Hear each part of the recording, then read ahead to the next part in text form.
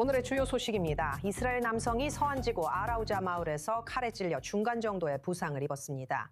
의료진이 24세 피해자를 치료했습니다. 현장에는 이스라엘 국방군과 경찰이 출동해 조사를 벌이고 있습니다. 한편 예비조사에 따르면 피해자는 쇼핑센터 옆 90번 도로에 차를 세운 것으로 나타났습니다. 그리고 그가 차량 밖에 서 있던 중 공격자가 뒤에서 다가와 그의 어깨를 찌른 뒤 현장에서 도주했습니다. 피해자의 형제가 한 말을 들어보시죠. 그의 아내가 우리에게 전화했습니다. 오늘이 그들의 결혼 기념일이었습니다. 그는 부대에서 하루 휴가를 냈습니다. 그들은 결혼을 기념해서 티베리아스로 짧은 여행을 갔습니다. 가는 길에 담배를 사려고 잠시 멈췄습니다. 그가 차로 돌아왔을 때 테러범이 그곳에서 그를 기다리고 있었습니다. 그가 등을 돌리는 것을 보자마자 테러범은 즉시 그에게 달려들어 몸을 여러 차례 찔렀습니다. 그는 테러범과 몸싸움을 벌였고 테러범은 도망쳤습니다. 그 후 그는 공황 상태에 빠졌습니다. 그는 이 사실을 차에 함께 있던 아내와 아이들에게도 이야기했습니다.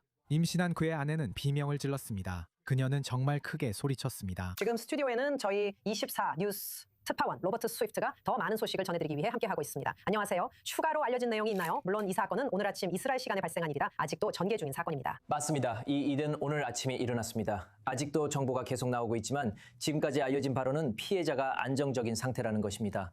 예루살렘의 병원에서 그 정보를 발표했습니다. 그리고 이스라엘 국방군 용의자 수색 작전을 계속하고 있다고 밝혔습니다. 처음에는 마을 주변을 수색했지만 이스라엘 국방군 작전이 예리코 내구에서도 시작되면서 수색 범위를 확대했다고 밝혔습니다. 이스라엘 국방군 수수부대와 항공기까지 동원해 수색을 진행하고 있다고 밝혔습니다. 와, 항공기까지 동원됐군요. 그래서 궁금한 점은 지난 몇 주 동안 양측 모두에서 분명한 적대 행위가 있었고 사실상 항상 계속되고 있다는 것입니다. 그게 정말로 잠잠해지는 법이 없죠. 하지만 이게 서안지구에서 여전히 양측 모두 폭력이 계속되고 있다는 사실에 대해 우리에게 무엇을 말해주는 걸까요? 보세요. 이건 서안지구 내에서 벌어지고 있는 더 광범위한 진장의 한 증상의 가능성이 높습니다. 이스라엘 정착민들이 팔레스타인인들을 상대로 한 공격은 현재 상당히 기록적인 수준으로 높아져 있습니다. 주말 동안 여러 건의 공격이 있었고 그 과정에서 4명의 팔레스타인인이 부상을 입었습니다. 동시에 이스라엘 방위군 주말 동안 3명의 팔레스타인인을 구금했다고 밝혔습니다. 이는 금요일에 발생한 충돌의 일부입니다. 지난 며칠 동안 발생한 개별적인 안보 관련 사건들이 너무 많아서 여기서 다 나열할 수 없을 정도입니다. 그만큼 자주 일어나고 있습니다. 이것이 현재 긴장 수준을 보여주는 신호입니다. 이러한 사건들 각각이 또 다른 사건이 발생할 가능성을 높이고 있습니다. 그래서 우리는 본질적으로 눈덩이 효과가 일어나고 있는 상황에 처해 있습니다.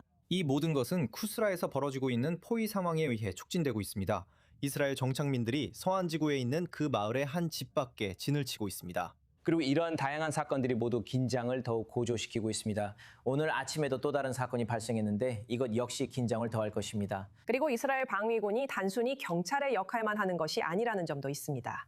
이스라엘 방위군이 때때로 직접 들어가서 진압해야 하는 상황이 발생하기도 합니다. 우리는 이것이 원래는 경찰의 임무임에도 불구하고 더 많은 병력이 투입되어야 한다는 점을 계속 보도해왔습니다. 분명히 이런 상황이 악화될 수 있다는 우려가 큽니다. 확실히 그렇습니다. 보세요. 어떤 군인도 경찰 역할을 맡는 것을 즐기지 않습니다. 결코 편한 일은 아니죠. 우리는 이런 모습을 이미 한동안 서안지구에서 보고 있습니다. 동시에 IDF 지휘부가 군인들에게 원하는 것과 우리가 현장에서 실제로 보고 있는 것이 항상 일치하지는 않는 사건들도 있습니다. 이것이 그곳의 긴장을 더욱 고조시키고 있습니다. IDF가 어떤 지역에 파견되어 긴장을 완화하려고 할 때 때로는 그것이 실제 결과로 이어지지 않는 경우도 있습니다. 맞아요. 그리고 이것이 우리가 매일 겪고 있는 그리고 문제를 또 자주 더욱 악화시키고 적어도 있습니다. 팔레스타인인들이 저지르는 사건들의 경우 그것들이 조직적으로 이루어지는지 특정 갱단 내에서 이루어지는지 아니면 정말로 개별적인 단독 범행인지 궁금합니다. 그래서 구체적으로 우리가 곧 살펴볼 이번 사건을 보면 어느 쪽으로든 단정할 만한 정보는 없습니다.